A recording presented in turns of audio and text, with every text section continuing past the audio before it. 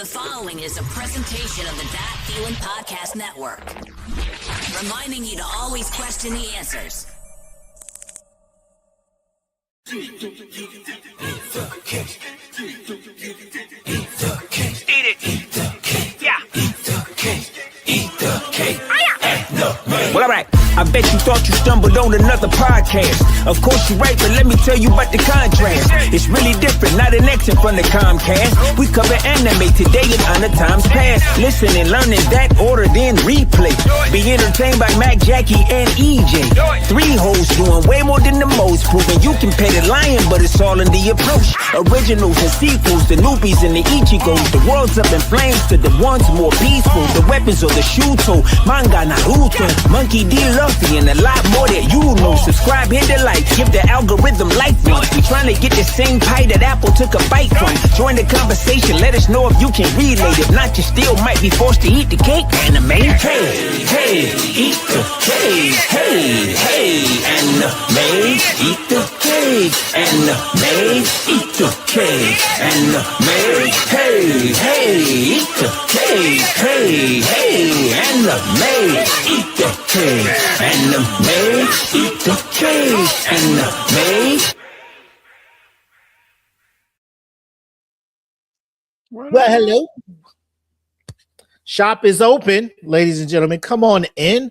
The crew is back after a little hiatus. But we have a great show for you today. First thing we want to talk about is this amazing lineup shows coming this spring. And if I'm doing the math correct, I would say that's probably because we talked about what the summer was bringing, what got you the fall was bringing, the winter was bringing.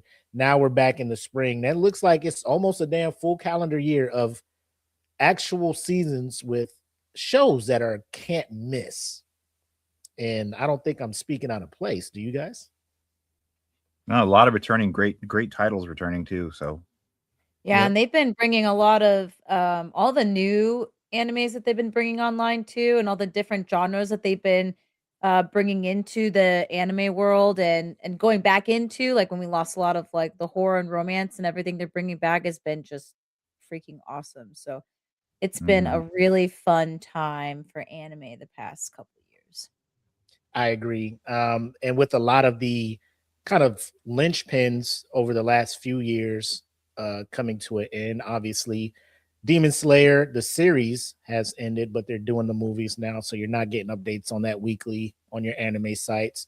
My Hero's gone, Fire Force is wrapping up. A lot of these series are like calling it quits and moving on, and there are a lot of shows that are stepping up and filling those voids very well, if I may add. So excited to talk about that. Also, we'll get into I don't know if you guys heard, but Netflix has now become the most popular streaming service for anime.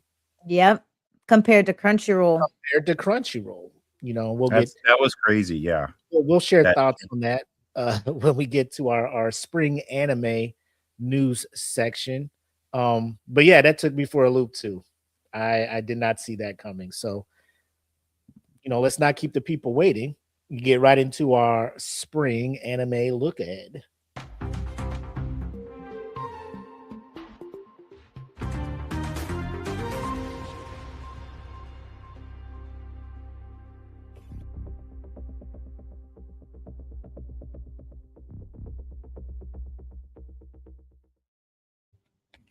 Nice. I like the transition. Thank you. Yeah. So like get some paper, then I feel like I need to be like, yes. This just did. Over to you. I'm ready. Over to you, Jim. Tell me about the weather. While I read my paper. Okay. Yeah. So this like we talked about, Crunchyroll becoming second banana to Netflix as far as anime streaming. This is something I did not see happening. But when you look into it, I think it's more because Crunchyroll is more, I guess, for the dedicated anime fans, right? Because they do carry more shows than Netflix. But I think they were leaning towards Netflix being more popular because they usually just carry the more popular ones, right? Like you got your, they bring over Dan to Dan, they bring over, all the ones that everybody's talking about, Demon Slayer, My Hero, One Piece, all of the things Netflix takes. Like they're not bringing in the kind of more nuanced ones, right? So I think when it comes to that, the numbers were more people have Netflix than Crunchyroll, but now since Mhm. Netflix does have those anime titles that a lot of casual people are talking about that kind of cross over into almost pop culture where most people would know something about them, they carry that. So they already have the Netflix account. They just go ahead and watch the anime, and that's what kind of bumps up Netflix numbers. What's your thoughts on that, Jackie? Yeah, so with the rising popularity that anime has reached, like the level that it has actually reached, Mhm. especially in the United States. Oops. I think that now when you have all these people that refuse to get that subscription to Crunchyroll, kind of like what you were saying, and they were on Netflix, and now everything is being moved over there. Plus, like Disney Plus, like shows some stuff, and then people are like, "Oh, okay, I'll go on Netflix and watch this," because I think Netflix's subtitles are better. Um, Now you have all these people watching all these shows that are across other countries too, because Crunchyroll's not always available in other countries, but Netflix is, and Netflix just has different, um, I think it's licensing or different shows that they'll actually, like, allowed to have streamed depending on the country, but there's still Netflix. Mhm. I think I remember it. I used to have to have a VPN if I wanted to watch Crunchyroll when I, was in Korea. So, um I think it's really cool. The only thing that I get nervous about is there's a lot of anime that is on Crunchyroll, and what are they going to allow to be moved over to Netflix? Is this gonna cause, like, a power thing where now they're gonna go back and Mhm. forth? Are people gonna lose money? Now, is Crunchyroll gonna be at risk of going bankrupt? Because people have been actually complaining about Crunchyroll for a really long time. Those are kind of the things I see in, like, way future kind of thing, with Netflix kinda coming out. And that just goes into the more things about the different streaming services, and all these different subscriptions that people have to pay, but, I think it's cool that Netflix is hopping on it because they used to not really have a big anime following, and now they're creating their own anime, which is really cool. Um, but it does make me, wonder what the future of Crunchyroll actually is, especially with how much anime that it does have access to and can stream. Yeah. Well, what's your thoughts, EJ? Oh, I agree a lot with Jackie there. The positives and the concerns. There aren't any negatives yet, but I stress that yet because the situation I feel is a lot influenced by economic reasons. And when I think we've all experienced I have 14, 15 subscriptions and I kind of want to cut that back. And Netflix is like, hey, you want to cut that back? We'll carry more of what you guys like. You just keep us around. And then people are dropping off the other stuff. But then I do worry about the concern, like Jackie brought up, like all these outside the most popular genre kind of animes or older animes that people may not have be familiar with are present on Crunchyroll.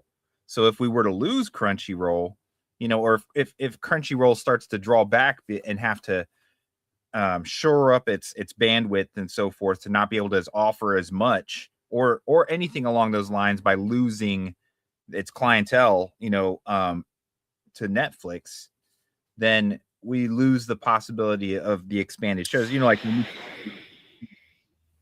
forecasted shows, we like to pick, yes, ones we think that people, that are obviously, hey, this is hitting a theme that everybody likes.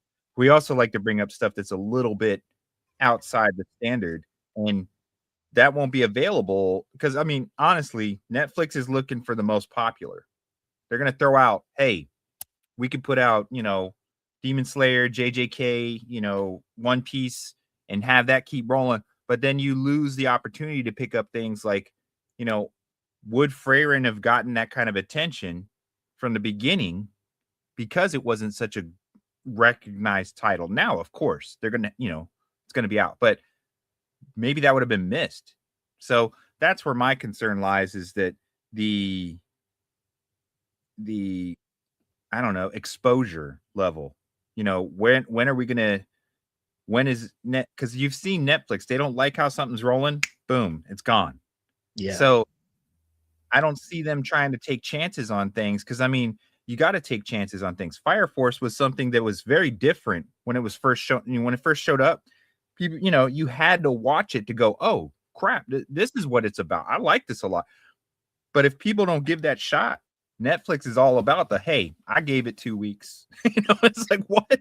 Oh, it's gone. So that's my concern is the loss of potential and loss of, you know, expanded titles. So but yeah, overall, I mean, I can't complain. Netflix does put out better subtitles, like Jackie had mentioned. You know, they do. You know, they're everywhere, so your shows are going to get exposure. If you're a studio, you can't go against the tide on that. You're not going to go. No, I don't think so. I mean, who's going to back out on Netflix? So Right. Yeah, it's what's your view on it? Yeah, they got the money to throw at studios for them to agree to the you know, hey, I'll put you on Crunchyroll and on Netflix, you know. It just comes down to there's more casual fans of anime than there are diehard fans of anime. They just put it out that way. So that's why it's easier for Crunchy or Netflix to be like, hey, you know, come check us out. Now they are expanding a little bit. Like we said, you know, the summer Hikaru died, like for them to, you know, go out there and pick that one up, not knowing how successful it will be, right? And then also, you know, with B Stars, I think B Stars was another gamble they took that I think paid off for them because, you know, Crunchyroll wasn't going to pick that up. So they have that plus the, you know, you can come there and check out. They also have Delicious in Dungeon or Dungeon Mishi, as a lot of people are calling it. So they are getting a lot of exclusive Sakamoto days as well. But I think their key is also more people have a Netflix account than Crunchyroll. But now you're hey, new One Piece is also on here. Hey, you can check out Demon Slayer on here. Hey, Cowboy Bebop's on here. Hey, all of these things that people talk about, Full Metal out, like you can come check out the old school stuff, watch these and everything with the thing you're already paying for. So you don't have to dish out another $9.99 or whatever the price is for Crunchyroll now. It's already here. So everybody goes there and their streaming numbers go up, right? So it's just a lot of people kind of rushed and took offense to it, you know, for whatever reason. I saw the post on Facebook and I'm just like, why are people so mad about this? Like, at the end of the day, we want people to watch it, right? Yeah. You muted, Jackie? I also, sorry, yeah, I did because the dog. I muted because the dog. Sorry. No, go ahead. I also think the article's a little bit of clickbait. Just to rage people a little bit because like there are some people that are like Crunchyroll only, like you're not a true anime fan unless you watch Crunchyroll. But one thing I did find is that that's interesting is that like to your point that you talk about, most people have a Netflix subscription. There's like I think the statistics is that there's like 325 million paid subscribers out there. Crunchyroll has only 17 million. So now when you kind of like think about them surpassing, what were they actually using to determine the anime watchers? Were they like, hey, what streaming service do you primarily use? Right. Do you use both? Because like, what if I use both? Now, if you have people who have Crunchyroll and Netflix, right? And then the people who don't have Crunchyroll at all then says Netflix. Now, how is that Netflix overtaking Crunchyroll? So, because you have both, Jackie, right? Yeah, I have both. I have both. So when you watch, I have Hulu, I have Disney, so I watch them all. When you're watching your anime, like so Demon Slayer was on, were you watching it mainly on Crunchyroll or over on Netflix? Crunchyroll. One Piece, it's on both Crunchyroll or Netflix? Crunchyroll. Is there a reason why? I've always thought the what I get out of the quality for like the animation and the HD, whatever words I'm trying to say, I get it's like looks better on Crunchyroll. I don't know why it looks muted sometimes on Netflix. Yeah, the subtitles sometimes are better, like they look better. But I still like, I don't know, I just like Crunchyroll. I'm also a big Crunchyroll fan. That's where I've watched all my anime. I only will watch it on Netflix if I'm having issues on Crunchyroll or if it's exclusively on Netflix. Yeah. That's what it. About, Otherwise, I go to Crunchyroll. Are you the same? I'm kind of the opposite.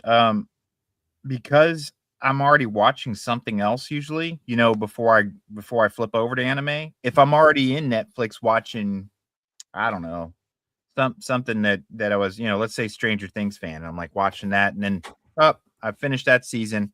I only just check out the anime on here. But the times when I go to Crunchyroll more is if I want it in, sub, and I want to hear, because Netflix has a tendency to have more dub than sub, where Crunchyroll offers usually both, especially for popular. So popular series, if you want to listen to it in the original audio, you can on Crunchyroll, whereas Netflix, you might not. And another thing Netflix was notorious for before, which they've corrected a lot, was having season 2, and they don't have season 1 or 3. That's all they had. So before with Netflix, you'd be like, oh great, season 2 of Death Note.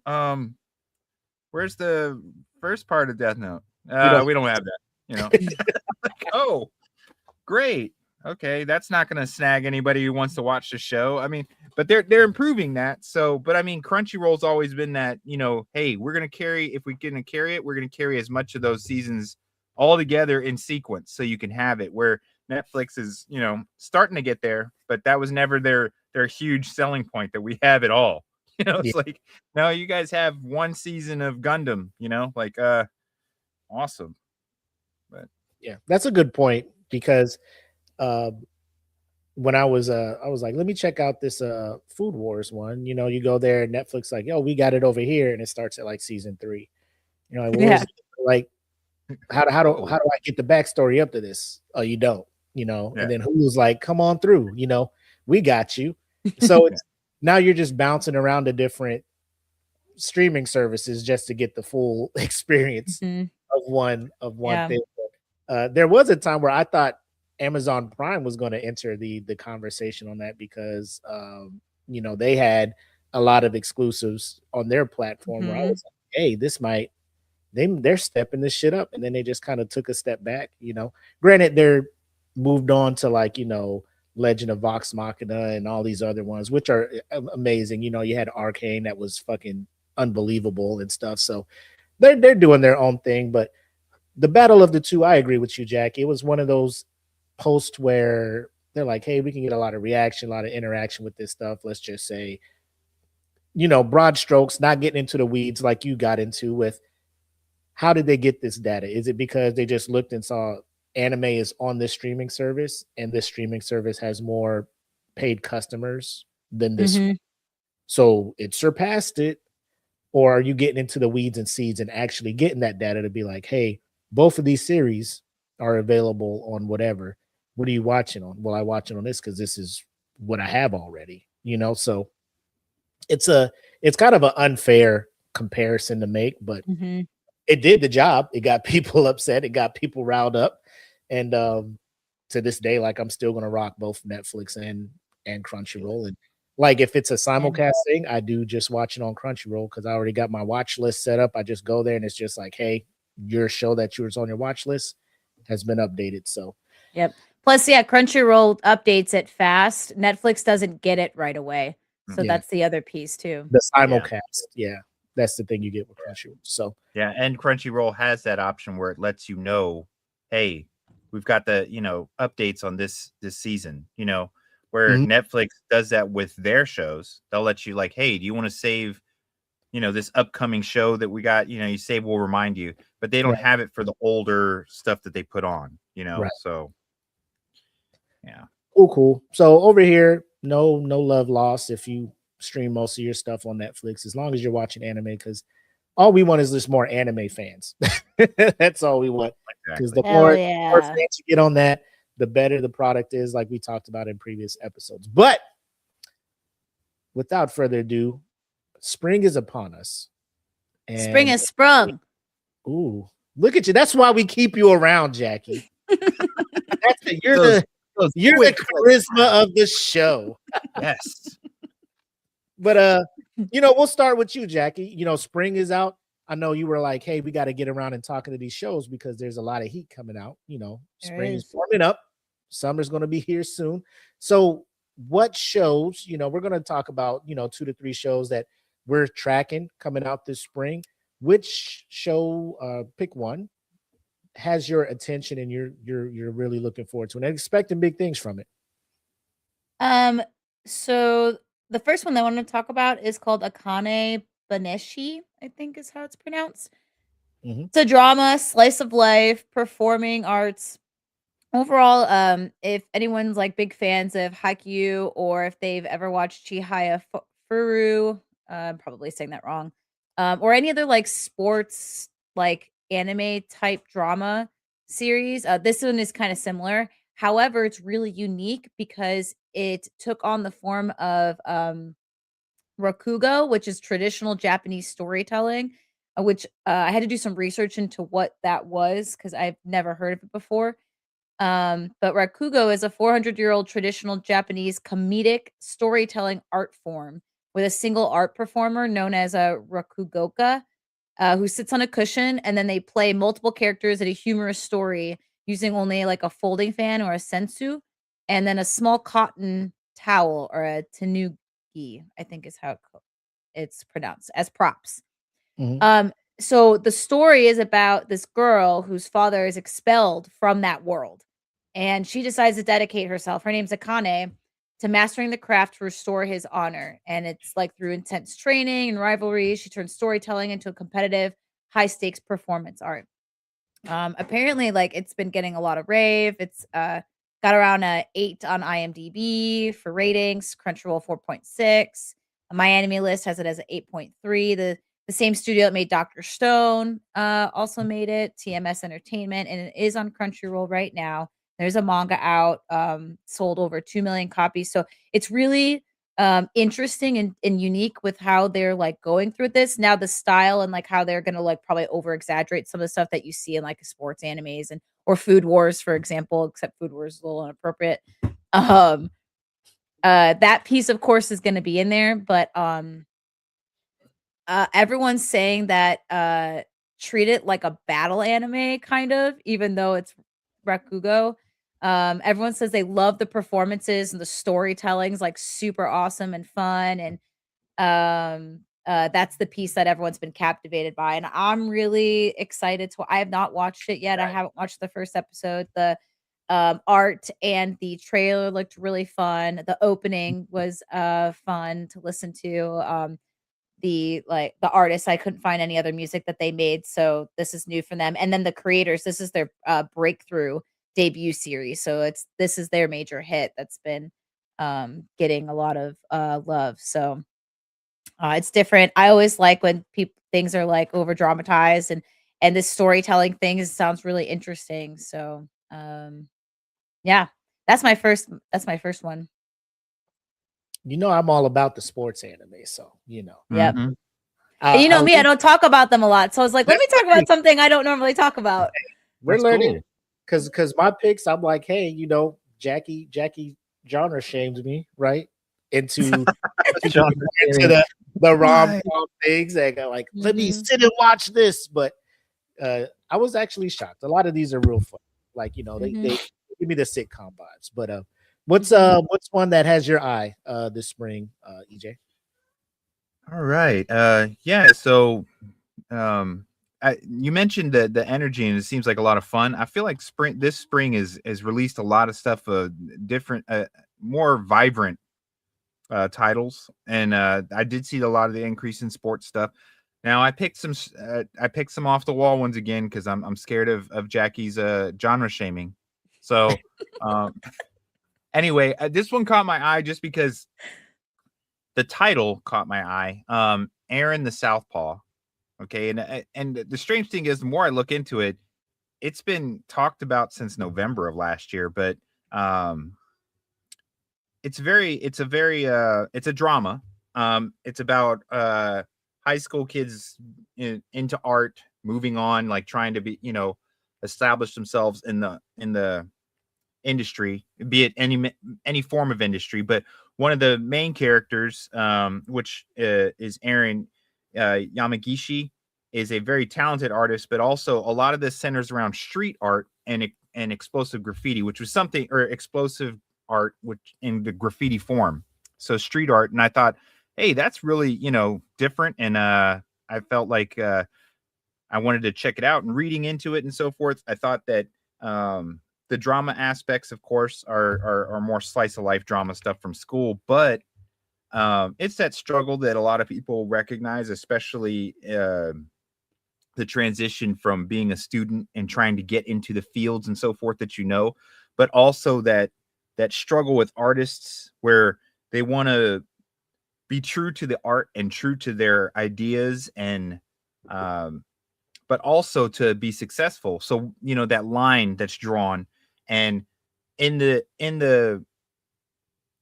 series, it seems like the main characters, one is so caught off guard and inspired by the street art that they're questioning, they want to be on that level of innovation and ingenuity, but they're trying to make their way into the, an artistic industry, which, we all know, be it a musical art form, actual, like, painting and drawn or painted art forms, or any other media. Usually they have the confines of what the industry wants, so this seems to address a lot. And I felt like the art is beautiful. It's beautifully done. The drama is definitely conveyed well with the characters when you're seeing emotions brought through. And I've always been a street art fan, partaking in some myself as a youth, but not to the degree of this beauty. But I mean, it is very beautifully Back done. in my day. Yeah, back in my day, we'd be at paint fences. No, but I thought overall the idea was cool to be incorporated that, and it caught my eye mainly because, like, when we were talking about the graffiti being shown in Gamiakucha on the wall, and how they incorporated that, bringing that culture into that one episode, and it related to the character, actually multiple episodes, but then to see this pop up again, I love I love a lot of different urban culture between street art, DJing, anything like that, so to see this brought in, I thought was cool. And if you get a chance to check out the trailer, the art is beautiful, and I think the voice acting, especially on the original audio, it sounds great. So but I can't deny that the artistic direction with this, and the flow of the directing looks very polished, and very very focused on delivering that dramatic feel and very lifelike situations. So if you get a chance, it's Aaron Southpaw. It looks very interesting. I have not checked out the episodes yet. I've seen the trailer and I've been reading up on it, but I'm interested to check it out. So it looks like there's a live action of it too. Yeah, there's also a live action. I don't know the productions on that as far, but as far as the productions or everything entailing the production for the animated version, let me see if I can pull up any kind of came out in 2019. Yeah, the live action. Mm-hmm. Yeah, and I don't know much about the live action, but apparently it had a pretty decent following, and that's why people were looking forward to the title to begin with. So, but I have seen comments saying that they did a very good job at bringing this to life in the anime. So, hopefully people can check it out and enjoy it. Let me see. I'm still trying to find. I like the color, the purple or the green. Yeah, contrast. how they use it. Yeah. I was definitely drawn by the art. So, anyway, that's what are you looking at, Willie? What do you got for us? Yeah, so that was one I was looking at. But so when we do these, ladies and gentlemen, we're like, hey, let's just find some anime. And like, for whatever reason, I don't know if we're all synced. It's like, we're just like, hey, these are the ones I want to talk about. So like an hour before the show, I'm like, let's all say what we're going to talk about. So we're just not like, I too wanted to talk about, because Yeah. I saw this one, and I'm big into boxing, the anime. The last one I watched and really liked was Megalobox, and there was 2 seasons of that. So Aaron the Southpaw comes. I didn't know there was a live action. I just, when you mentioned it, I looked, and I'm just I want to watch that, but I also want to get to the anime as well. So Yeah. story looks good. Like you said, I just looked at the trailer while you were talking, and we'll add it in post, post production and chop it up so YouTube doesn't come for us. So people, when they watch it, they can also watch along with us. But the Southpaw caught you, right? Because you're Yeah. like, I immediately thought of boxing, and I'm like, yo, I'm down with Yeah. that. And then when I saw it, I was like, oh shit, it's street art. I'm down with that Yeah. too. So You I'm got just me either like, way. Southpaw, let me check this shit out. This Yeah. is boxing. This is this is still interesting. So Yeah. again, production by Production IG, who is a big name when it comes to animation out here. But for me, the first one, we had Jackie talking about sports. So let's talk about our rom-com. So this one is called Mistress Kanan is Devilishly Easy, right? So this one is one of those where you have a supernatural entity in a mundane setting, right? Like it's just, you have all this power, you're coming from this place, you come here, and it's just slice of life, almost living for everybody else. But of course, she comes here for other reasons, right? So the narrative is more so the protagonist, Kanan, is a high-ranking demon known as the Gourmet Devil. So she's in hell, and the souls of people who come to hell based on the quality of their soul represent a certain delicacy, right? So she grows tired of the culinary quality of souls, let's say, in the demon world. So she's like, hey, I'm gonna go to the human realm and identify a soul that is so pure that it'll just, rid me of this desire I have and probably grant me the satisfaction of being full, or something along those lines. So she's like, I'm gonna find the most pure soul in this school, and I'm gonna cultivate it and nurture it, and then I'm gonna devour it, right?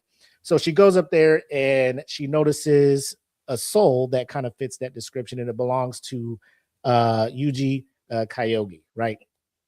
He's a junior student, and his soul, for whatever reason, possesses an exceptional vibrance. Like, just, she looks at it, it's a different color and everything. She's like, that's my guy. So the thing is, she is she's trying to cultivate the soul, and she keeps failing because she is inexperienced when it comes to dealing with the opposite sex, things of romance, things like that. She's very inexperienced when it comes to that. And she tries to get rid of that embarrassment and stuff by being super dominant and like, I'm gonna exert my dominance over this person. So she starts, she's a dominatrix. yeah, so she starts doing stuff like, I'm gonna embarrass you and humiliate you. I'm gonna walk you through the campus with your hands tied and you'll be on a leash. But she doesn't know that old buddy likes that shit, right? So, Like, oh, threaten me with a good time. so it's a lot of stuff like that. You can tell feelings are growing. There's one part that I was watching, dude's just like, here, hold my hand, we'll walk together. In her mind, she's like, I can't hold his hand because then I'll get pregnant. So she's so very inexperienced. Like she's trying to portray something that she That's totally so funny. isn't. So she is so out of the water with this stuff. Yeah. It's so hilarious to watch it, right? But it's based on a manga of the same name. Apparently there's 11 volumes out, right? So the first season's only 12 episodes. So that lets me know, like, I don't know if they're going to try and crunch all of the volumes into this. I hope not, because I'd like to breathe and be a couple of seasons and stuff. But it's very well done. Animation is beautifully. It's done by Studio Kai, who is obviously in the midst of. I believe they're the ones behind Sentenced to Be a Hero that's going on right now with all the amazing animation in that one. But yeah, that's one of my forced myself to check it out, right? Let me get more into these rom-coms, because when these categories come up in the anime awards, I don't want to be like, save us, Jackie. Yeah. Put this up. Well, it's funny because when I was talking about rom-coms, I always think of the nice, sweet, innocent ones, and then you come in with this BDSM one. Yeah, bro. I'm just like, she's Wasn't like, "Do tracking this." that. He was just like, "Okay, I'm down with this," and she's just like, "Well, this isn't going this isn't Yeah. going as I planned." That's But, so funny. it's a good watch. So, what's another one you got, Jackie? Okay. I'm gonna go on the other end of the spectrum. Sorry, Mm. I know there's like some big ones and big titles that are out right now that you guys talked about you wanted to say, so I will not bring up those ones. The next one though, I thought looked really interesting and it's not getting a lot of following right now. It's called Nippon Sengoku. Mm. It's streaming on Amazon Prime. So I think Okay. this is why. It's one of those ones like how Doro was out for so long. We love Doro and no one was like watching Talking it or about anything because they don't know a lot about it. And still to this day, there's not I think that the past couple of years people have been talking about it a lot more and it's been getting a little bit more following, but I digress. So this one is a sci-fi political action drama. Basically, um, Japan collapses. So it goes from like I think modern day to like now it's like war torn between two different eras. And there's a total of three rival nations that are essentially established and they're in this like tense power struggle. And out of it, there's this kid that kind of comes up and says, like, I don't like any of this. Like, I actually want to be here and I want to make things better and I want change. And he's a strategist that basically wants to start influencing the way that the war is going and then maybe how alliances are happening to kind of fix everything that's going on with the society as a whole. Um, and then with that, he meets like somebody else that decides that he also has his own goals and wants to protect him. But he's a swordsman, kind of. And in the first, like in the trailer, like someone was like threatening the main character, and he just chopped like both his hands off, and I was like, oh, this is gonna be sick. So the animation style is like what Uzumaki should have been and continue to be because it's a little bit the colors kind of drained, but then there's very like light it's very there's like spring colors in it. It's very light with the characters Mhm. and it's very drawing esque looking, which I love when they do that and they animate that instead of bringing like the CGI or computer type animations into it. Um, but it's already out. I think there's 5 episodes out now. It got a 7.9 on my anime list. Crunchyroll, unfortunately, right now it's at a 4.4, but a lot of people are like, no, people are not watching this enough. They are not actually like giving this anime a chance. Which anytime these animes come out, I always agree.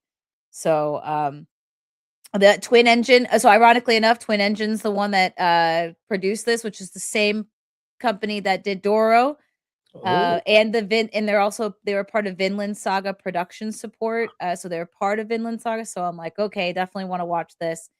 I couldn't get, like the manga is out there, but I guess, like, the sales weren't really, public because it's a very small, like, cult following kinda yeah. thing for this, show, but,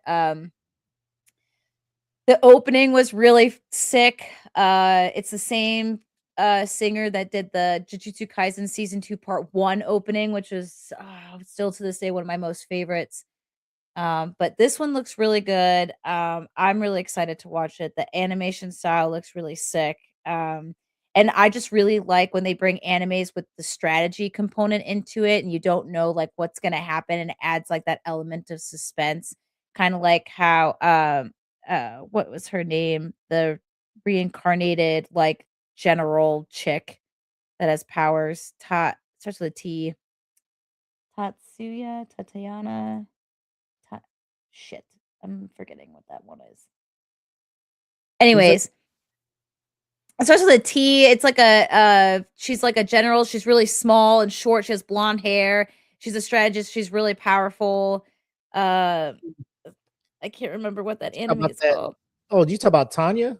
She comes. Tanya, the evil. Oh Yes. yeah, that's another one y'all need to check out. That shit's Yeah. wild. But it like things like that, like where the strategy and all that stuff with war, it's like that's always like really cool to me. So this one seems like it might be similar and it's post-apocalyptic, which love post-apocalyptic shows to Mhm. see where that goes. This one looks really cool. I'm really excited to check out the first episode.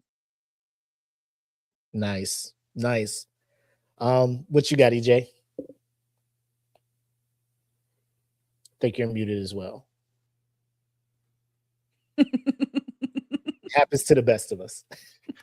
Okay, so thank you.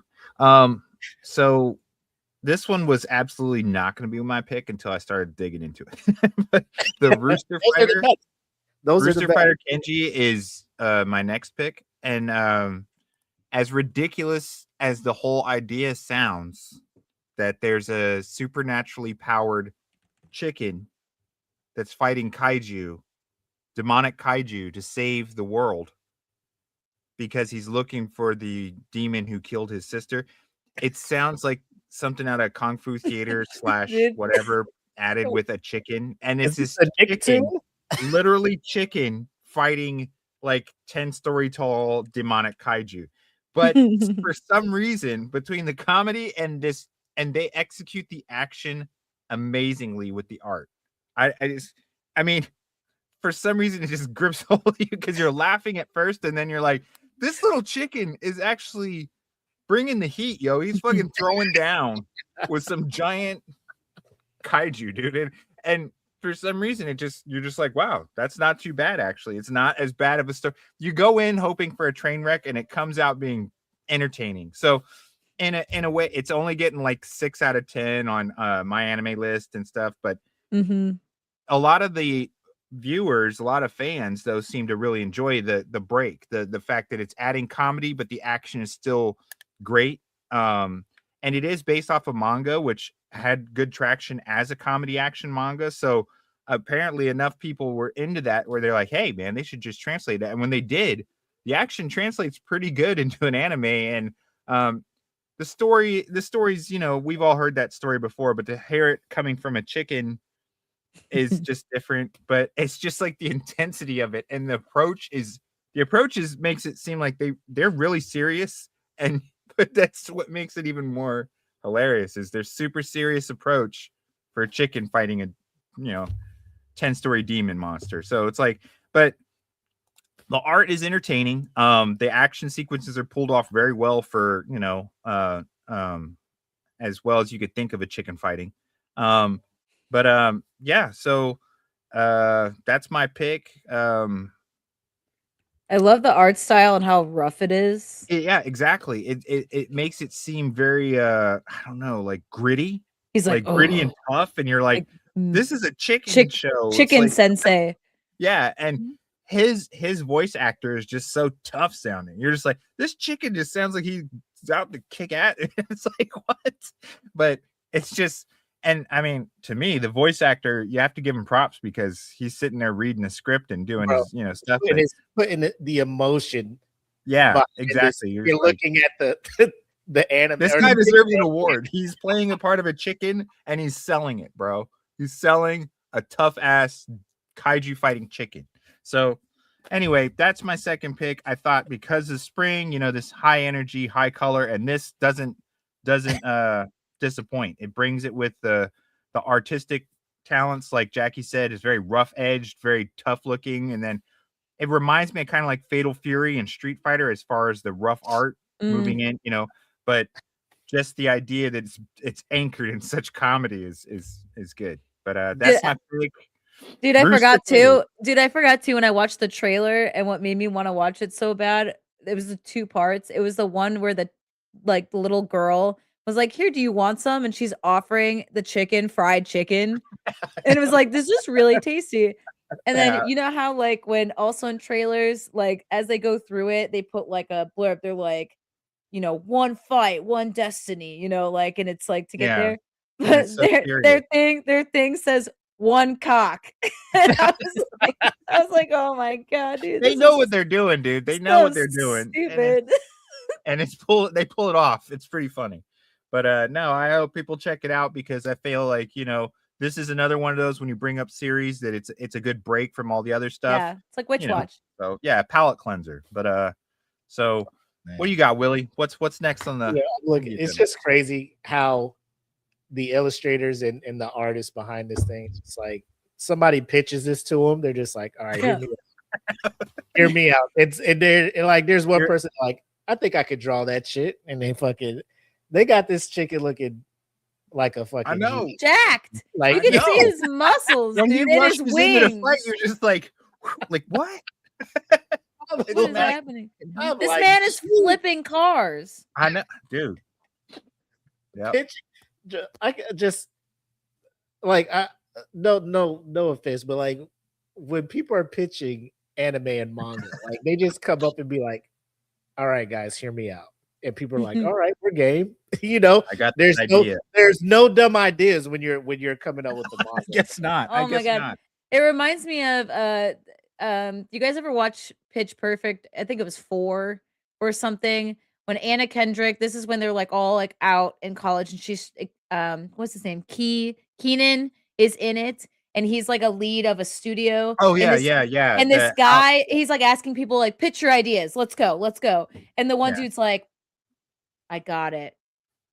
Xylophones. And he's like, you just don't know how to shut up. He's like, does anyone else have an Yeah. idea? It's just like this whole thing. That's what this just reminds me of that dynamic where he's like, anybody got anything else? I'll Anything. take anything at this Any point. ideas? And then so someone was just like, chicken.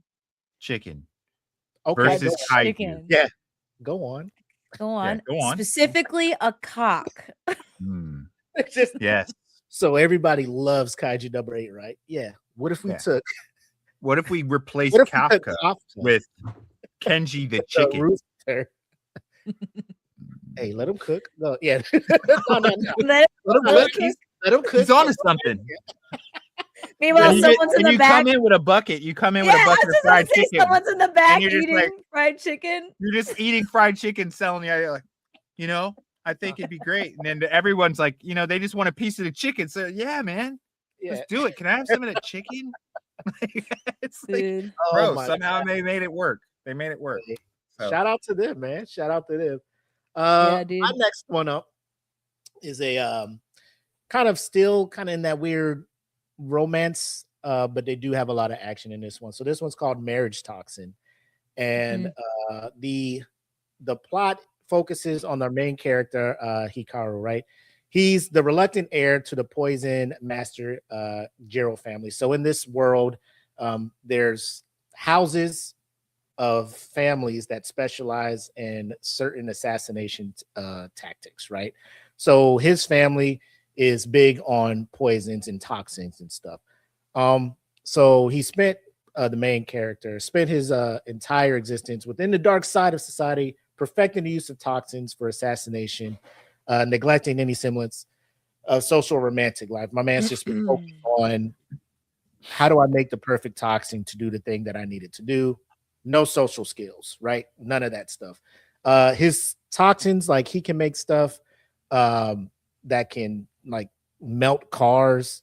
He can make stuff to affect his body, like I don't want to say antitoxins, but like to enhance his physical capabilities, his senses and stuff. So he's like he's pretty OP in my eyes, right? But here's the thing, because he's antisocial and stuff, he's the only male offspring in his family. He does have a sister, but his sister is already in a committed relationship with her wife, right? She's a lesbian.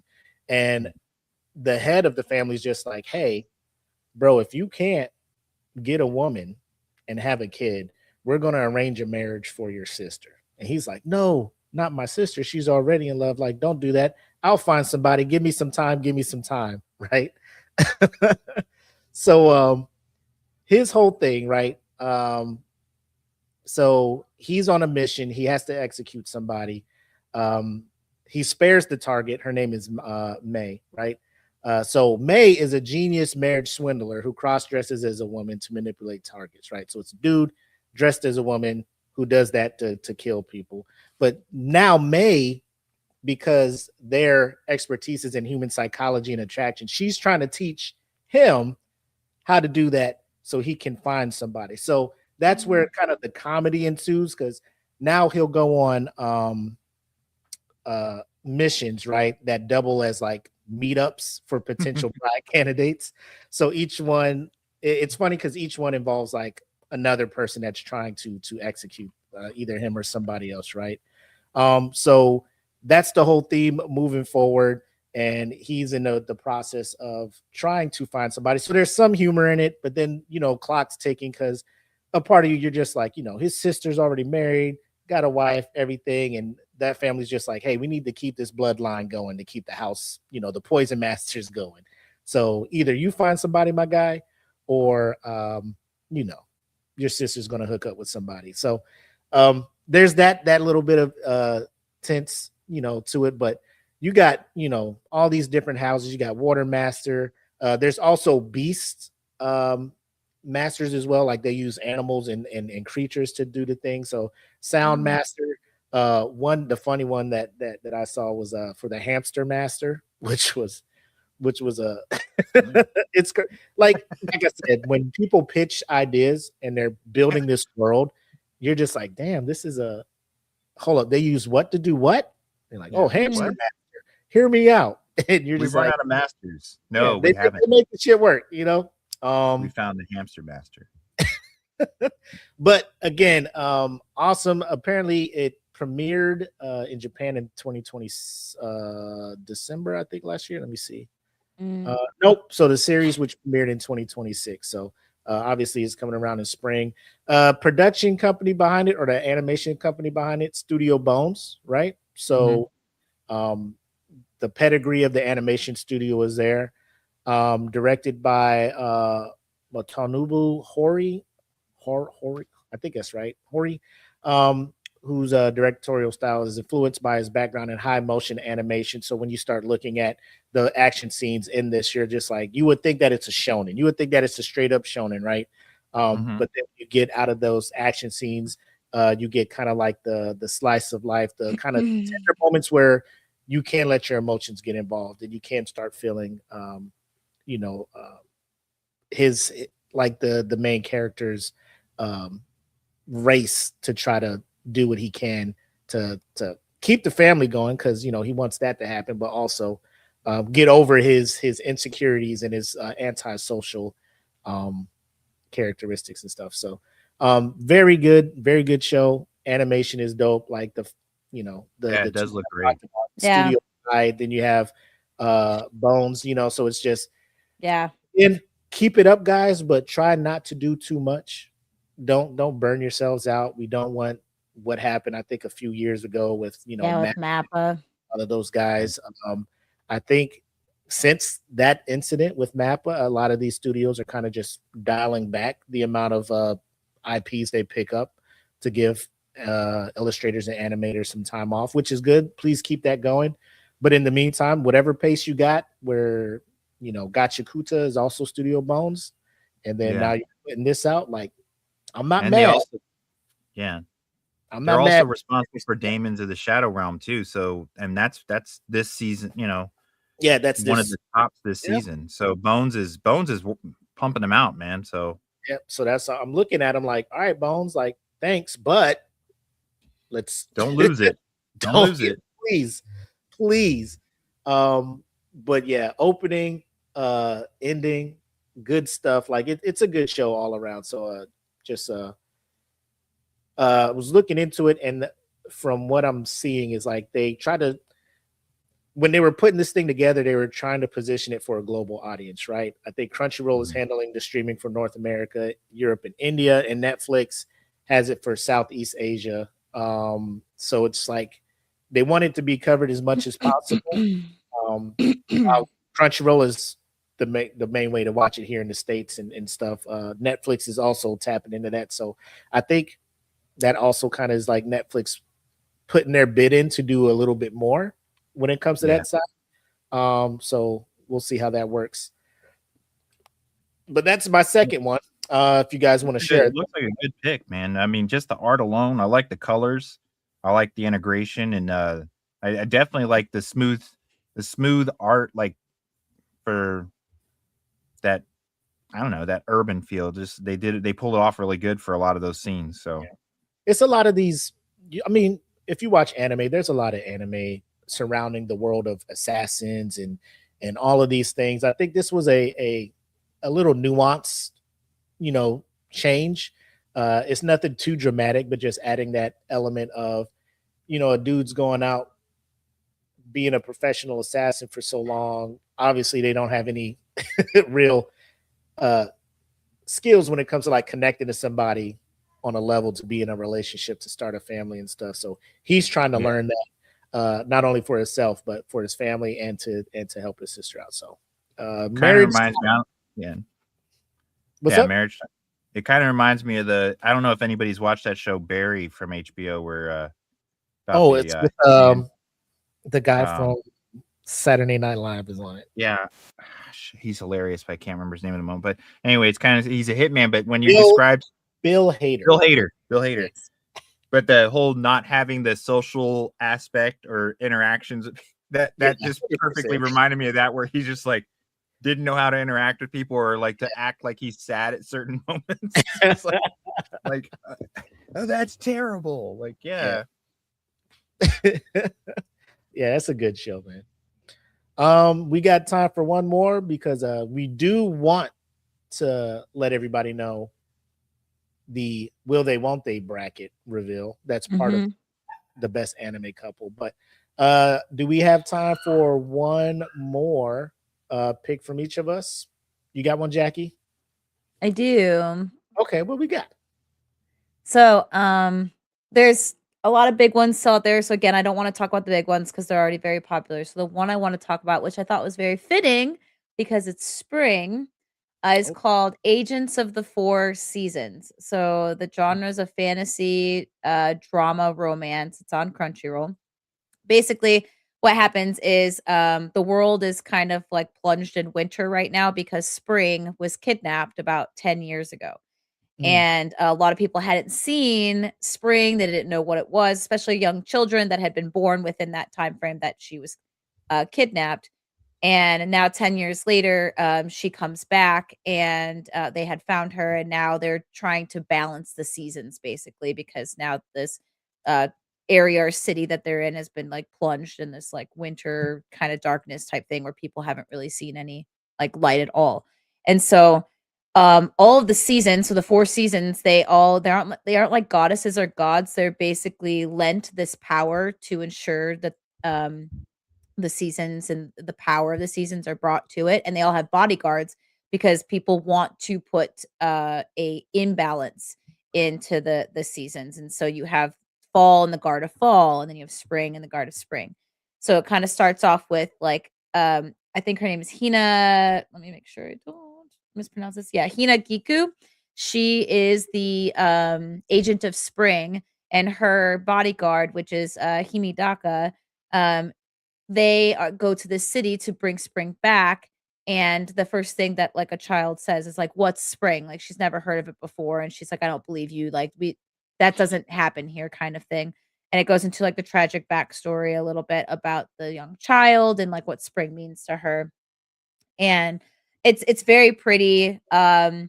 It seems like there's a little bit of like how she got kidnapped, and it'll probably be explained later. There was probably something where the agent of winter was supposed to protect her, so that's where the romance I think is going to come in potentially between those two characters.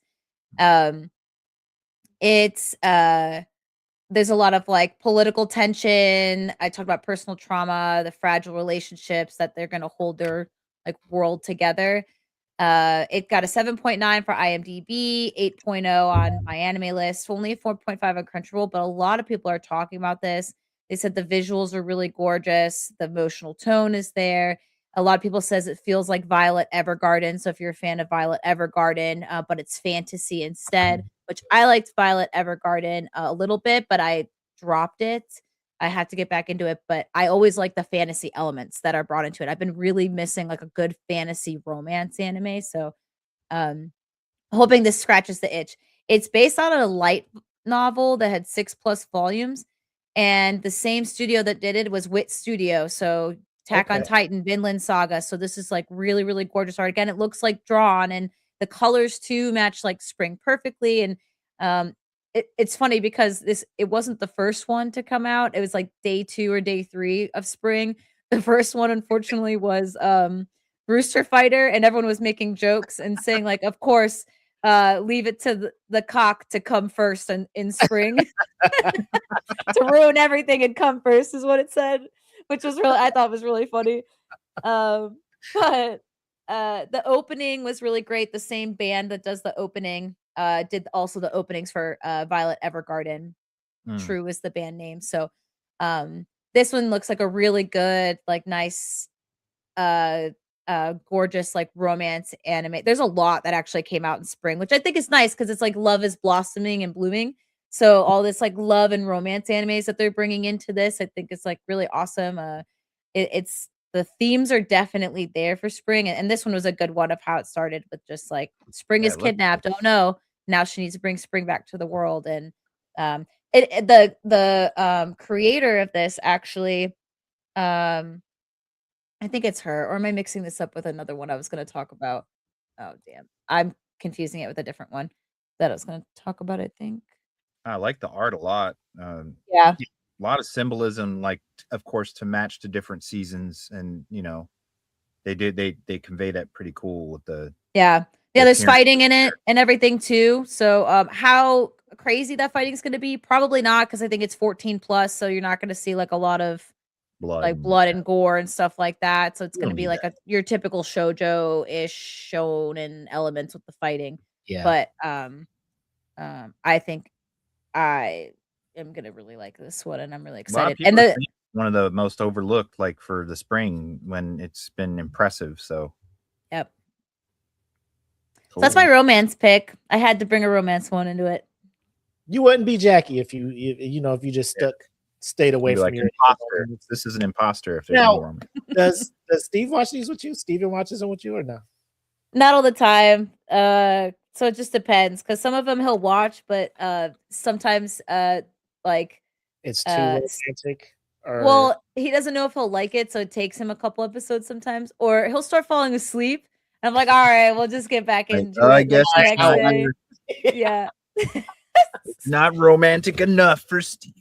But he does. He's a sucker. He loves rom-coms. He's actually the one that wanted me to watch the Kaguya-sama Love is War. He's watched that all the way through, and I haven't even finished it, and I have to go okay. back and yeah, yeah. So he likes the rom-coms We gotta also. Broaden the horizons. have him Yeah. be a guest on the show one time. You gotta Yeah, let him yeah. come on I here and will. share his thoughts on some stuff. That's dope though. I will. I'll tell him. You got a third one for us, EJ? Yes, I do, sir. I have let me grab that. It is called Killed Again, Mr. Detective.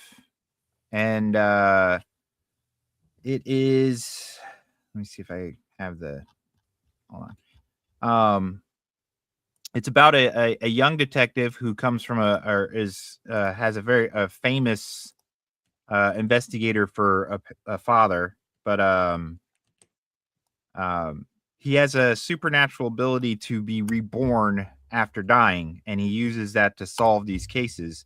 And I felt like the art is good, but I also like the idea, the whole premise of the mystery and so forth. It's gotten decent ratings, but it's fairly, it still hasn't kind of exploded yet. Its source was from a light novel, and the studio I wasn't as familiar with, Linden Films. I've seen some stuff, but nothing that was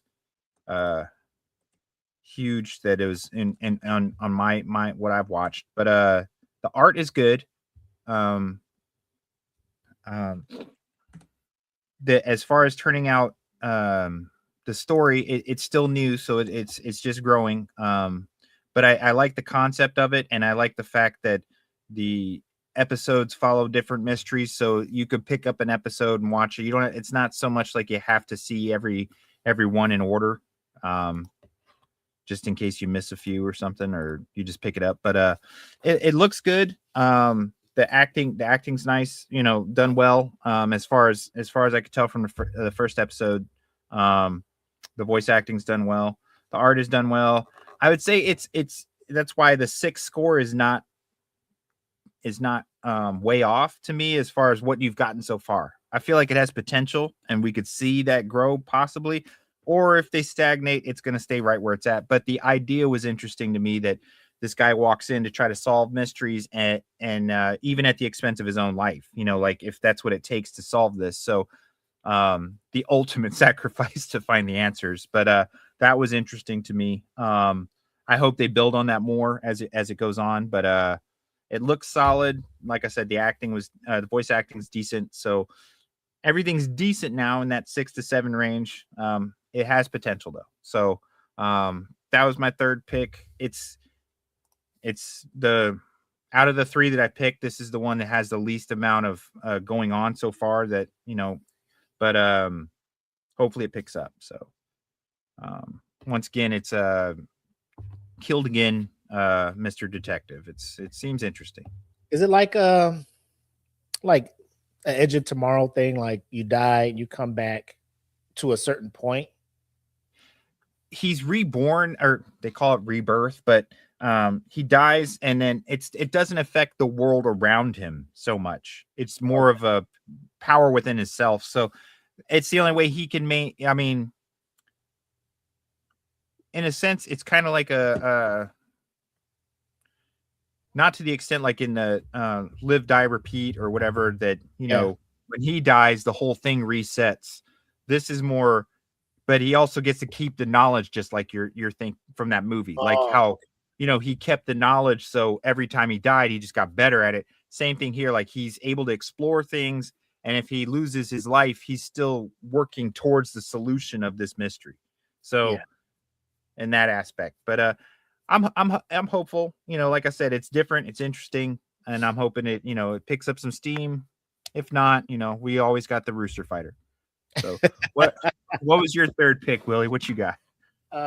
So I'm leaning more towards the mech side with this one, and it's a kind of a not so heavy on the mechs, but they do play a part in this. So it's a show over Crunchyroll is running it right now. I think it's also on Hulu, called Snowball Earth, and it's like a blends kind of like a boy and his robot, or like the pilot and the mech. Remember, it was a few seasons ago I was talking about Bang Bang Brave Braverin, the pilot and the mech having that relationship. Think of it as if you played Titanfall, video game on Xbox, the second Titanfall, where the mech and the pilot, the character you're controlling, they have that relationship of like being partners almost. So that's kind of the thing in this one. So this is crazy. So the show begins in the future of where humanity is besieged by kaiju, right? Kaiju are coming down. So the Earth creates this defense force called the E-RDE, and they use advanced mechs piloted by young saviors. So instead of calling pilots, they're saviors, young kids in here controlling things. So almost think like Evangelion, almost, right? Okay. So the primary savior is a guy named Tetsu, and he pilots a robot called Yukio. So they have this battle. They're up in space. Things are going left. Yukio knows that he's going to have to like sacrifice himself. Chances of Tetsu surviving are low. So he ejects Tetsu, and he's in an escape pod. Yukio, you assume, is destroyed, and he's floating around in space in the escape pod in cold sleep. So they automatically go into like this sleep. He comes out of cold sleep about 10 years later, comes to Earth, finds that it's totally transformed, right? It's totally frozen. So civilizations collapse, and every human that he meets is in a kind of a isolated outpost, right? So he's trying to figure out what the heck's going on, right? So social discovery, trying to see how world is now, and he's trying to figure out how to save it because he made a promise to his mech Yukio, right? So that's his driving force. So he's trying to figure this stuff out, comes across an outpost where there is a person in there who has learned how to tame the kaiju to protect their settlement, which is kind of cool. You have these faction leaders, so it's almost, I don't want to say Walking Dead-ish, where like you have these different factions and different followings and stuff, but the one person, the kaiju tamer, she tamed a kaiju that kind of just scorches stuff, and she uses that as the means to defend and hurt things like that. So pretty dope. It's only 5 episodes in, so the world building is still there and stuff. So it seems like something that can catch on. It's like a 4.5 out of 5 on Crunchyroll, 7.2 over on I think Hulu, if I'm not mistaken. But again, Studio Kai is over here, or IMDb, 7.3 out of 10 on IMDb. Studio Kai behind this one, so a lot of these companies are cranking these things out, and I just like it because it's like the composition and the music that plays, not so much the opening and ending, but like during the show. You have Shigeru Murakoshi, who handled composition for Apocalypse Hotel. You got a collaborative effort between Tatsuya Kaito from Free, and then Hiroki Tsutsumi, who also helped with Jujutsu Kaisen. And so just setting the tone. I always like that, especially when you're talking about a almost post-apocalyptic, like the world is just barren and you're just trying to, the music plays a lot of that because it's not a whole lot going on when you're like walking this barren frozen earth. So you need something to pull you in and have you kind of understand and feel what the character is going through, and they do a good job doing that. So Snowball Earth is out here, Studio Kai putting them out. I talked about them twice. Doing the Mistress Kana is devilishly easy, and now they're doing Snowball Earth. So to go from something as comical and rom-comish as that to serious as Snowball Earth, man, shout out to the creators and the directors and everything over there at Studio Kai. They're really, I like the art. It looks very like revamped retro is the best way I could say it. Like some of the characters in the reference, or like one of the mechs look very throwback to like early anime, but then the art is very beautiful and like detailed. So it looks really cool. Yeah, because that's what because when you're thinking mechs now, you're thinking like Gundam just redesigned my thoughts of mechs. Like they got exactly. You're just like, oh, they're all gonna you see this mech, you're like, what is this from fucking Mega Man on the Nintendo? Like exactly. And it's very throwback, right? Like the art, and you're like, but then if you look at some of the scenes, like you were describing the post-apocalyptic Earth, the barren Earth, right? And some of that is so detailed and beautiful in that show. It's like, wow. Yeah. So those are just 3 picks from the 3 of us. Obviously, there are bigger hitters out there. I know people are probably like, so you guys aren't going to talk about Demons? No. I don't mean, because there's other people that have talked about it. I think we did a good job of trying to talk about the ones that are a little bit more obscure, that aren't getting the hype train pushed behind them. So please check those out. If you do like them, come back, let us know in the comments, like, hey, I checked this out, or I have been watching that. I'm glad somebody's finally talking about it. Any kind of feedback is good. And since I know there's more than just 9 anime coming out, if you found one that you feel needs some shine, let us know. We'll check it out and give our thoughts on it. So always interested to hear. Oh yeah, like just keep adding to my list that I'll probably never check off. So it's fine. It's fine. Because I was just at. Yeah, I say that, and that's a great problem to have, It is.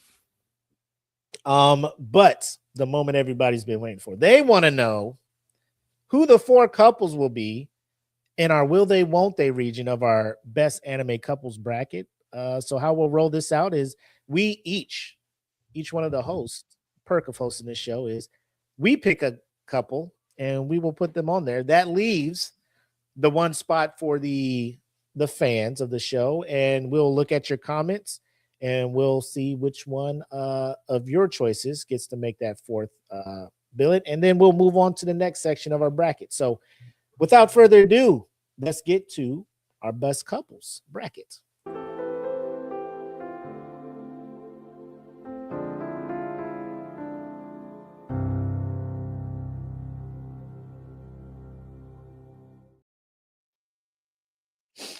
All right. So, will they, won't they couples? Probably one of the hardest ones, because when you do bring up some of these couples, you can say, well, they could also fit into one of these other categories. Best action couple, best this couple. So it's one of those where you're just going to have to, plant a flag. They're here, and then we will find somebody else in those other brackets. Because there's plenty of couples out there in the history of anime. So, Jackie, our romance specialist here on Eat the Cake Anime, what or who is the couple that you are nominating in the will they, won't they region of our bracket? Sorry, I'm pulling it up right now because I wrote them all down to make sure that I have the right one. Oh my God, I'm having issues.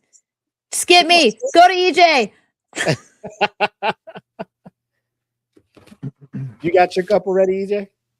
Sorry. I do. I don't know how popular they are because they're pretty old, but I brought it up on the yeah. I brought it up on the discussion about the couples was Rick Hunter and Lisa from Robotech. And the reason that I brought that up was because as old as it was, it felt so straight up in the like idea of you always had that relative, a grandma, an aunt, or something that was into their stories. Robotech sold soap opera level relationship with Rick Hunter and Lisa. I'm telling you, you go back and you watch it, and you're just like, it's this on again, off again. Do they like each other? Don't they? And then Rick's got this other girl that he likes. It's like this superstar, and then he's, but Lisa's like this, hard edge officer that knows her shit, and keeps him in line. So it's a really great like story to follow as far as their relationship building and how it gets there. Plus it's Robotech. I mean, we were just talking about mechs. I mean, you're talking about one of probably the, the staples, the corners of mechs that tie in this whole thing while you're watching it. And then, you're in this intense space battle between mechs and alien mechs and whatever. And then still it boils down to radio conversations between Rick and Lisa, and they're just at each other's throat or something. It's like that whole will you, won't they? But the series was long enough and enough going on that you really got more vested into their relationship, and you could look back at these events and so forth and how it grew. So that's my pick, because I feel like we're getting a lot of, I want everybody, all of our friends and viewers and followers to be able to check out other stuff. Go and check out some of these originals that kind of, implanted the idea that these growing romances and relationships that we see today, how they were incorporated. Because at the time there was really limited as far as animated kind of drama. I mean, you're talking about early 80s. There's almost no animated drama. You had G.I. Joe and stuff on TV as far as we had, Transformers, He-Man. I mean, there you go. There's the romance extent of America in the early 80s was He-Man. So to see this being thrown out there, you actually, you get to see how anime delved into more mature content and why it became something that grabbed people for long series and years, as opposed to things like Thundercats, which we all enjoyed growing up, but the depth of characters and the drama between them and stuff was definitely not on the same level. So if you get a chance, check it out. Just look up. There's probably still a whole bunch of stuff as far as Rick and Lisa. And I know, especially any of the old anime heads are probably gonna be like, "Yeah, I know that." I mean, I'm talking about you, Rob. So they're out there, and I'm sure Kampachi knows too. So you guys hear me. Rick and Lisa are my pick. Okay, I'm not mad at it, man. All right, Jackie, you ready? Yeah, I'm so sorry. No, I had to I was like, oh, I don't have it up.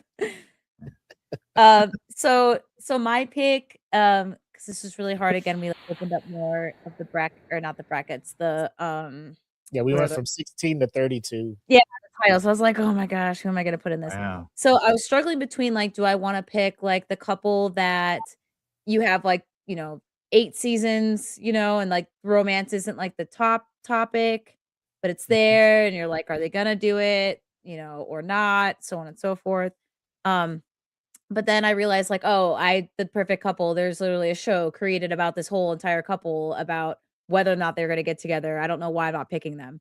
And that is going to be Kaguya Shinomiya and Miyuki Shirogane from Kaguya-sama Love is War. Mhm. Because literally the entire show is about them, like, refusing to confess to each other, and you're just wondering when it's going to happen. Um, and, you know, and then it goes into the end, but, it's that whole entire dynamic, it's an elite mind game energy basically of who's gonna do it, and you're like it's very comedic, it's very funny, but then there's also, like, those little moments where you're like, "Oh my god, is this gonna be it?" And then they don't confess, so it's like, "Oh my god." So the tension is, like, pretty, fun with the show, so, I that's my pick. I think I know I saw a lot of people's comments, of course, everyone's picking, like, the typical, like, shonen type, like, couples that, you know, the whole premise around the show isn't romance, Yeah. um, but,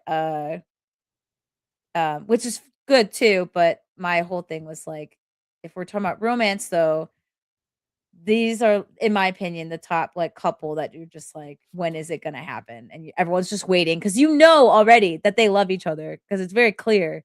You're Yeah. just waiting for when it's gonna happen, and then when it happens, you're like, oh my god, finally, Jesus Christ. Good pick. Yeah.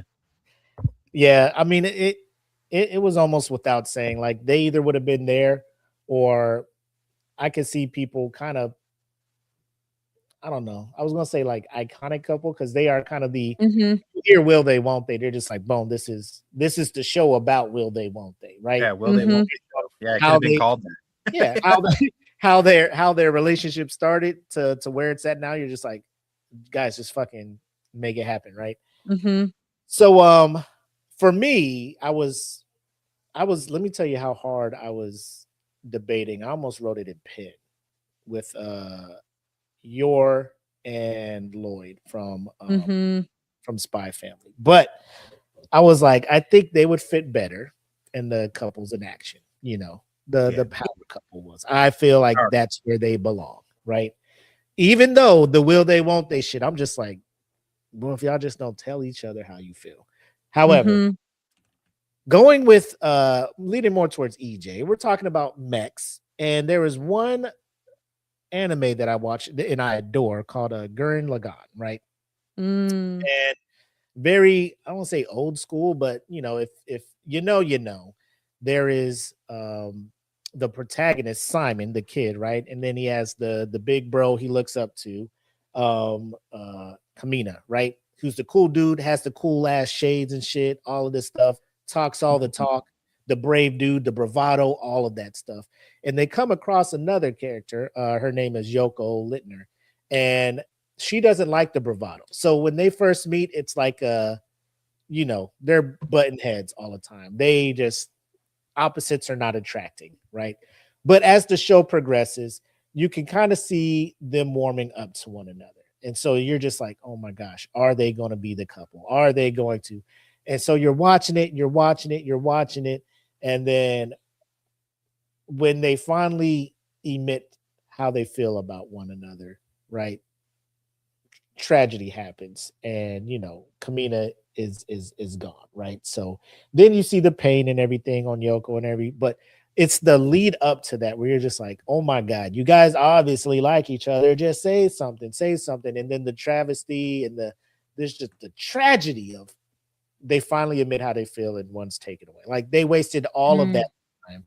So I was just like, well, that could be, I forget the name of it, but like tragic couples or something like that on there. But the will they won't they burn for me for that one, I think was well worth it. So that is who I am adding on there. I am adding Yoko and I'm adding Kamina from Gurren Lagann for the will they won't they couple.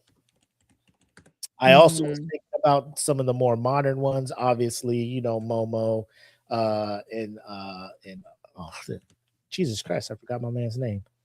Oh, Uh crud. yes. Okarum. From Dan to Dan, because that's the new hotness for me. I'm just like, Yeah. swear to God. Yeah. I And you swear to know, God. same thing. You know that you're like, come on, guys. Bro, Come on. like that one episode where she was at the maid cafe and she's like, you don't have to wait for me. It's too late. And she walks out and my man waiting for her. I'm just like, dog, Oh yeah. this is it. You got it. I like the one where they hit each other's teeth. Yeah. Oh yeah. Like, oh, man. The moment is ruined by teeth. Like, oh my god, no. Yeah. Always. How embarrassing. That is the click. She was like jealous of the other girl and yeah, that was good. They couldn't find each other the whole episode. And then they found each other like face on. Like, oh, they were running and looking for one another. Oh my god, they're doing that so well. They're writing that part. So they are. Well. That is excellent. If the people call that one, I won't be mad. That one's right up there. So we did post a question in our podcast page on Facebook. Who is your favorite will they won't they couple? So here are some of the couples that we got. Let me know what you guys think. So we have someone who said Vegeta and Bulma. We have somebody who said Edward and Winry from Full Metal Alchemist. Ichigo and Orihime from Bleach. They did caveat saying, I know this will anger some of the Ichigo Rukia diehards. We have Yuki and Itsumi from A Sign of Affection. And we have Frieren and Himmel from Frieren. What do we feel about those? The Frieren and Himmel one is actually not solid. Bad. That's a pretty, yeah. I was like, oh wow, I didn't. That's another one like your pick, Willie, where it's like that. The opportunity, the window of chance and for the love when it becomes apparent is So that could fall into the tragedy one too. I mean, you don't know. I mean, it could. We got like you, we have somebody in here saying Rick Hunter and Lisa Hayes from Robotech. You know, that made it up there. We have Spike Spiegel and Julia from Cowboy Bebop. Keith and June from Gotcha Man? And Crying Freeman and Emu from Crying Freeman. That was from Rob. Yep. Somebody's just like Vegeta. Was there Zoro? Hold on. There might have been. I'm looking at one. One says Natsu and Lucy from Fairy Tail. I have not watched Fairy Tail. And then we have Asta and Noel from Black Clover, which, you know, Zoro and Nami. Did we already say that? Zoro and Nami from One Piece. Yeah. Let's defer to our One Piece expert here. Do you feel like that's a will they, won't they between those two? For who was it again? Sorry, you cut out. Zoro and Nami. No. Okay. Is it a given or no? I think that's like. I think that's just like a try to force it. Yeah, you want that to happen. Oh, like okay. Ichigo and Rukia, it's almost like no, because Ichigo and Rukia makes more sense that fans want that to happen. I mean, I wanted that to happen. When I found out Orihime was chosen, I was like, fuck, that was stupid. But yeah, I don't, and I still to this day don't understand what the choice was for that, but whatever. I'm not a fan of that. But it's kind of like saying that like Ino and Naruto. That's like what that is. Like you're trying to force something that's something like that you thought would be cool, but you don't see it ever happen. I don't know. I don't think like Nami and Zoro would. That's like kind of, if anything, it'd be a Robin and Zoro. That is like, that's usually what people look like. That's what I want. That's what I think would be cool. Okay, that's just me. So I'm just gravitating towards this Frieren and Himmel one. Yeah, I'm not gonna same. Yeah. Well, we penciling that one in. That is a good one, man.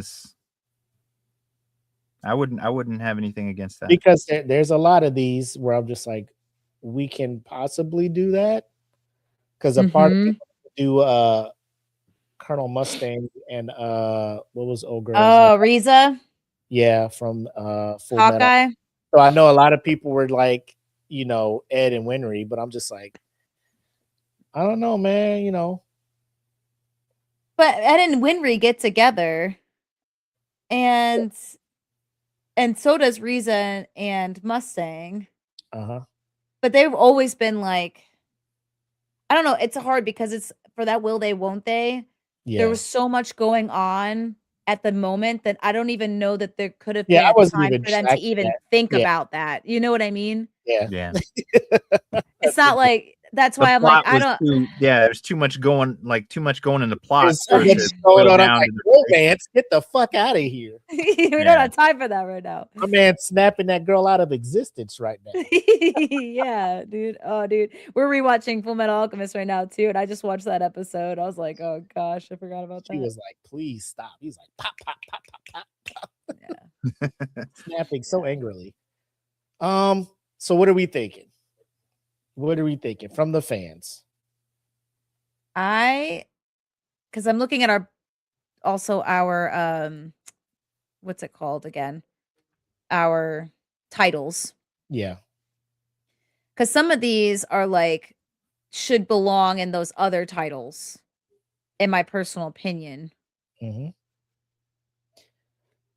So you're thinking Freerin and Himmel belong in another category more than this one? No, I think Freerin and Himmel is actually, well, I don't know if they should be tragic. I think there's other couples out there that actually are tragic because Freerin and Himmel didn't really.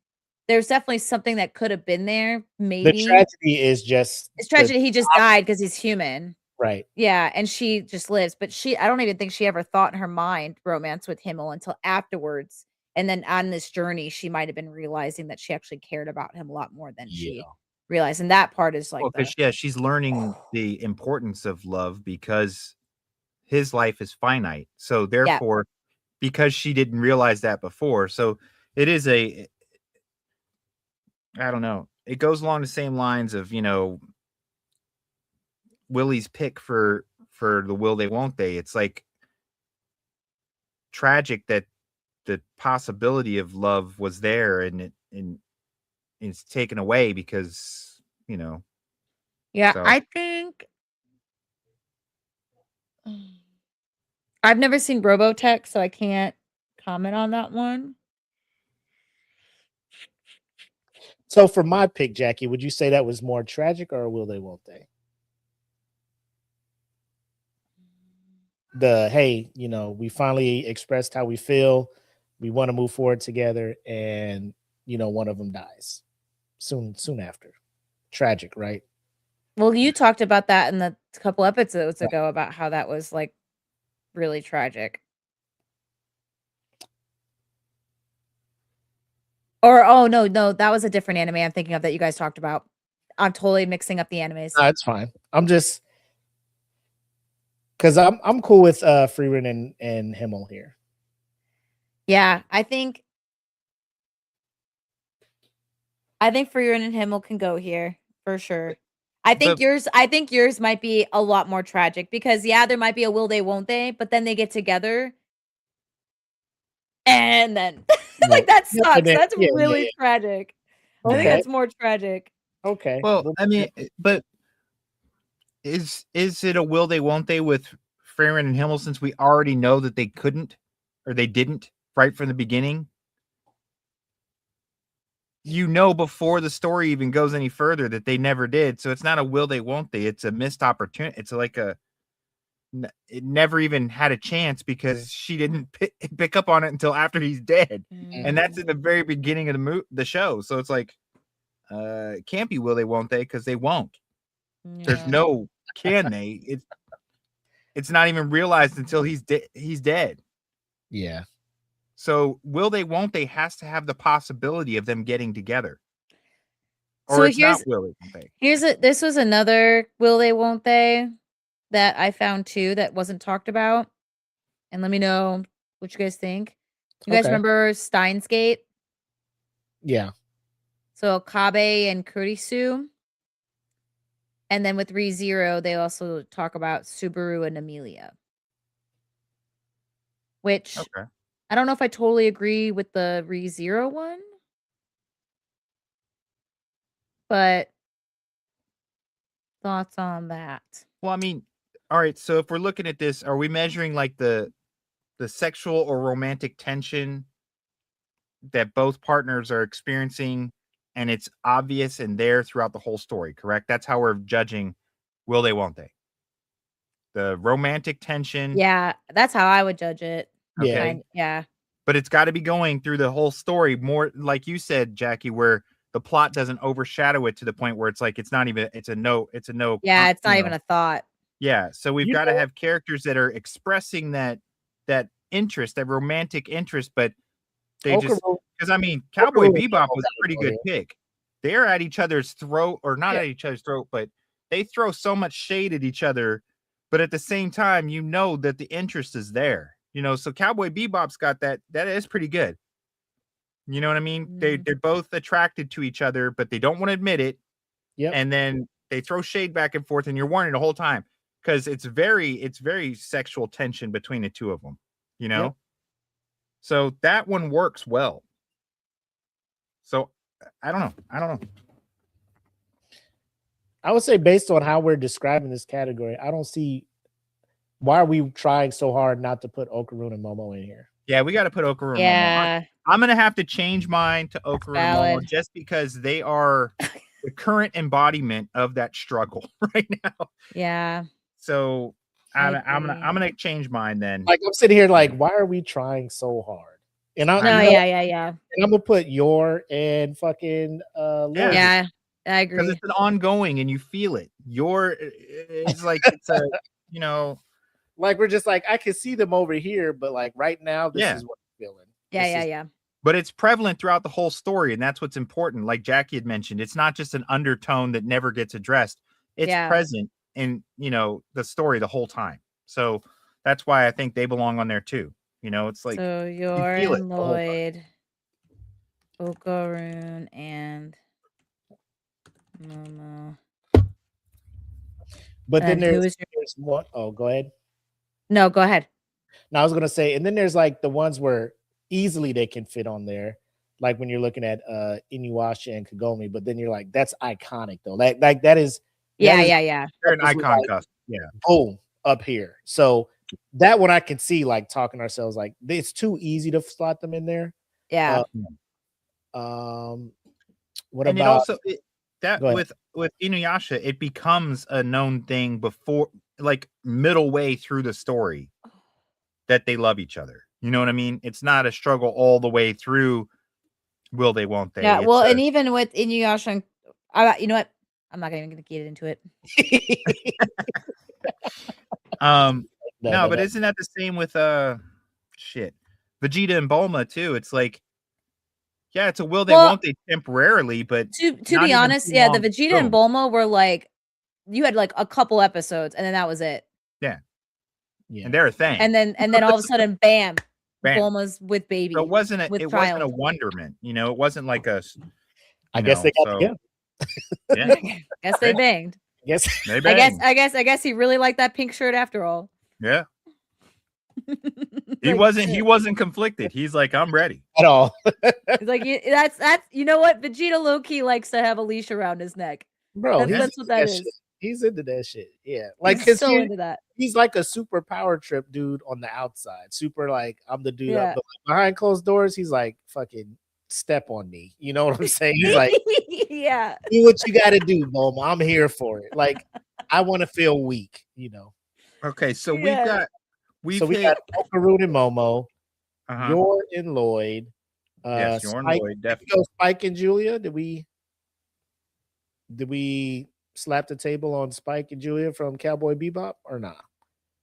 Are we? I would include, but I already changed mine for Okaroon and Momo. So I'm saying for this one could be the fan one because I know Jackie already has her Kaguya and Miyuki, right?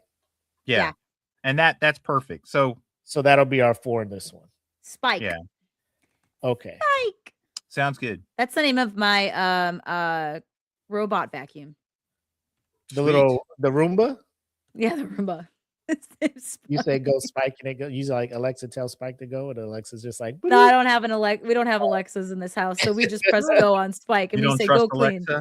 Alexa? No. Oh, she's listening. She The just less chimed in. things that can listen, the better is the mindset in this household. All right, so I mean that's a pretty solid list we got here for the will they won't things. You're right Yeah. though, Willie. Why were we trying so hard? We were Yeah, like I don't completing know. it so much. Like, why? Why? We were just. I could see them going here. I could see them going here. It was just like, why don't you just put them here? Like, Yep. because you guys are just like, oh, they wrote this part so well. This the best way to do it is to then put them there. So we put them there. Yeah. Let's just do it. Let's. Making this harder than it needs to be. We're thinking too hard. Yeah. People are probably listening to this like, what the fuck are they doing? Just put them in the Man, come on, just man. put them in the bracket. Yeah. That's Cool. so Oh funny. my god! You know what I forgot, guys? What?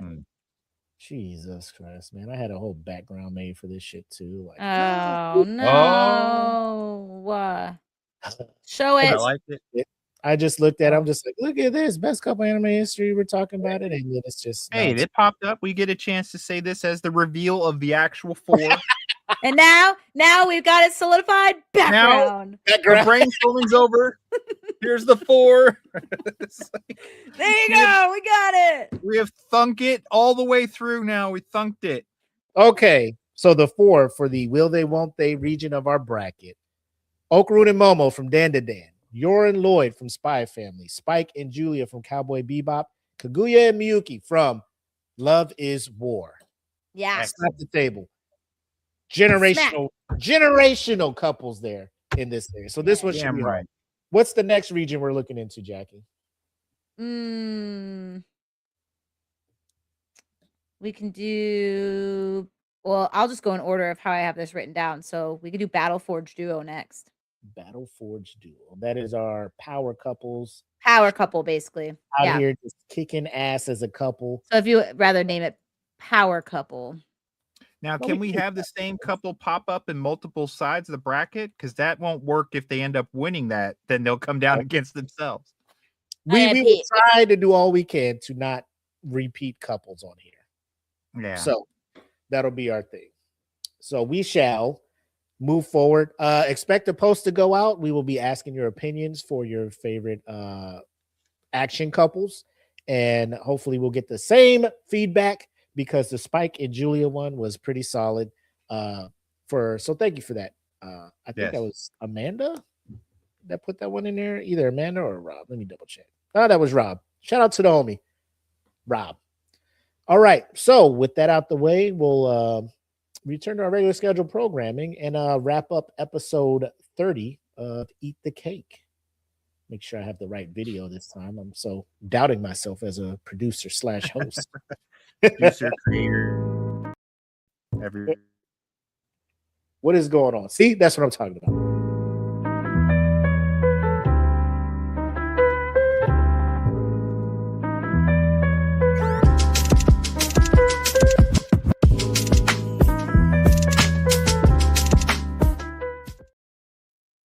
And we are back. I just want to thank everybody for taking the time, contributing, providing entries into the bracket. We really do love the interaction.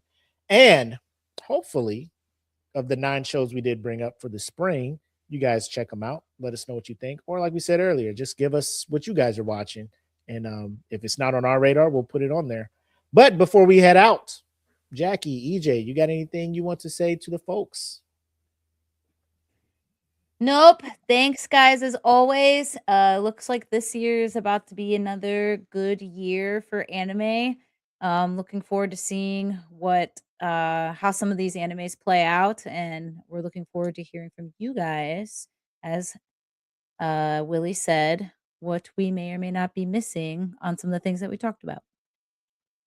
Agreed. And I also would like to say, like, I know a lot of you people out there who are anime fans have your favorites and ones that you're probably like the go-to knowledgeable guru on. Hey, hit us up, man. If you're watching one of the ones we talk about, or if you know one, like let's say you're the go-to for Dan to Dan, hit us up, man. Drop some of that knowledge. We'd love to share more because we're watching a lot of stuff. So you may be focused on a few things and catch stuff we don't, or have intel we don't.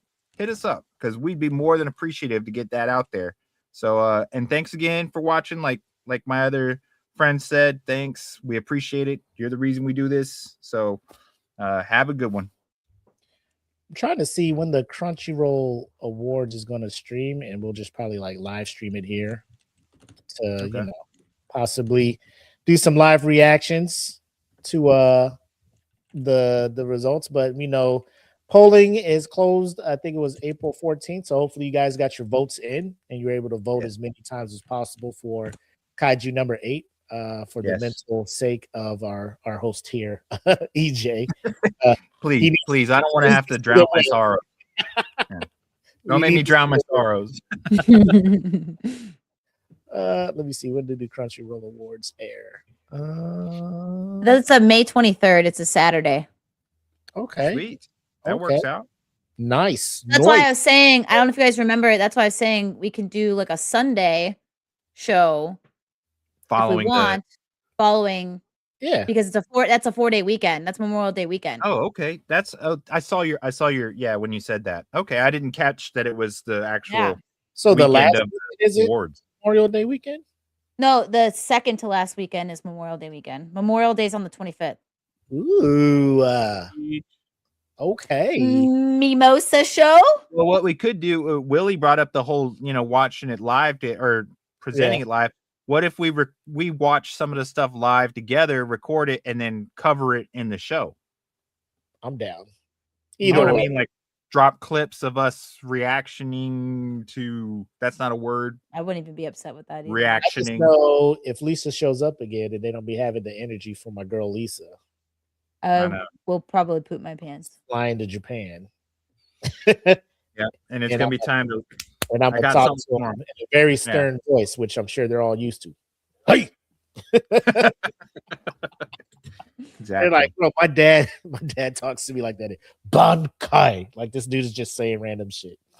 Yeah. Thanks again for everybody for tuning in. Episode 30 of Eat the Cake Anime.